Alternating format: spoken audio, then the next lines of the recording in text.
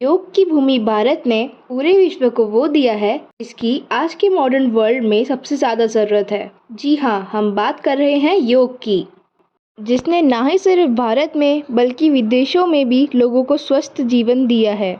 खुद साइंस भी ये प्रूव करता है कि योगा किसी के लिए संजीवनी से कम। योगा सारी प्रॉब्लम्स को, जैसे दुखती कमर, सिर दर्द, थकान जैसी प्रॉब्लम को चुटकियों में दूर कर सकता है। तो चलिए आज के वीडियो में हम कुछ ऐसे योगा आसन्स के बारे में जानते हैं जो कि ना केवल आपकी बॉडी की फिजिकल स्ट्रेंथ बल्कि मेंटल स्ट्रेंथ को भी इंक्रीज करता है। सबसे पहले आता है चाइल्ड पोज, बाल आसन। बाल आसन नाम सुनकर इसे बच्चों का आसन मत समझ लीजिएगा।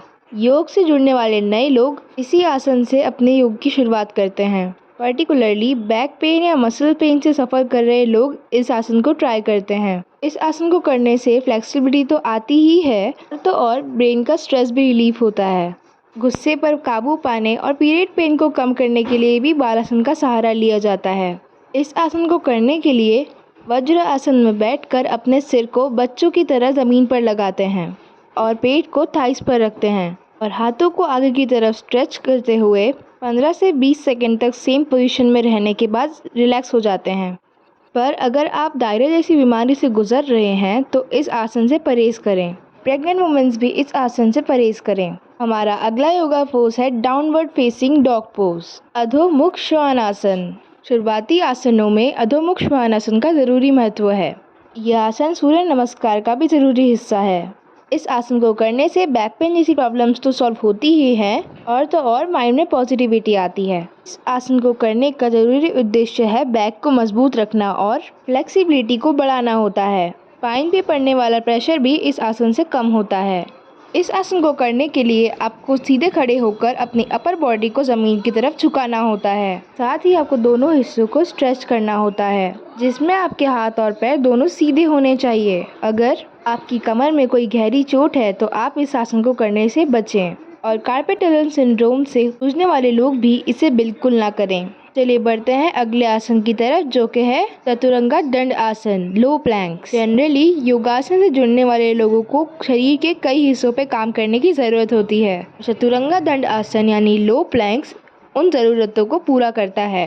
अस्थमा से जूझने वाले लोगों के लिए भी यह आसन बहुत कारगर है, क्योंकि यह आसन लंग्स की ब्रीदिंग कैपेसिटी को भी बढ़ाने का काम करता है। इस आसन की खास बात यह है कि इसे करते समय आपकी बॉडी का पूरा वजन हाथों और पैरों की उंगलियों पर होता है। फोर आर्म्स के बीच कोनी पर 90 डिग्री का एंगल बनता है और शरीर जमीन के पैरेलल होता है। अगर आप भी चतुरंगा दंड आसन को अपनी योगा रूटीन में ऐड करने वाले हैं तो इन बातों का ख्याल रखें कि शरीर को होल्ड करते समय आपका बॉडी पोस्चर 10 से 30 सेकंड तक बरकरार रहे और रिलैक्स होते टाइम आराम से नीचे जाएं। इसके अलावा शरीर को उठाते समय सांस अंदर की ओर लें। चलिए बढ़ते हैं हमारे नेक्स्ट आसन की तरफ, जो कि है बोट पोज, नौका आसन। अगर आप भी ऑफिस में एक ही पोजीशन में 8 घंटे गुजारते हैं तो नौका आसन आपके लिए ही है। यह आसन आपकी थाइस और लोअर बैक को मजबूत बनाने के साथ डाइजेशन को भी बेहतर करता है। ये किडनीज को भी स्टिमुलेट करता है और दिमाग को स्ट्रेस से छुटकारा दिलाता है। बाइसेप्स, ट्राइसेप्स और लोअर बैक की मजबूती के लिए यह आसन एक परफेक्ट चॉइस है। इसे करते समय हमें अपनी बॉडी को बोट जैसी पोजीशन में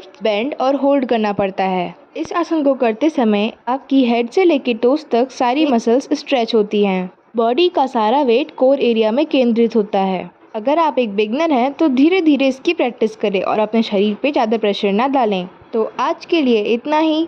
अगर आप भी समर्स के लिए एक परफेक्ट डाइट प्लान ढूंढ रहे हैं तो उसके लिंक आपको डिस्क्रिप्शन में मिल जाएगी। मिलते हैं जल्दी एक नई वीडियो के साथ। Stay fit and healthy.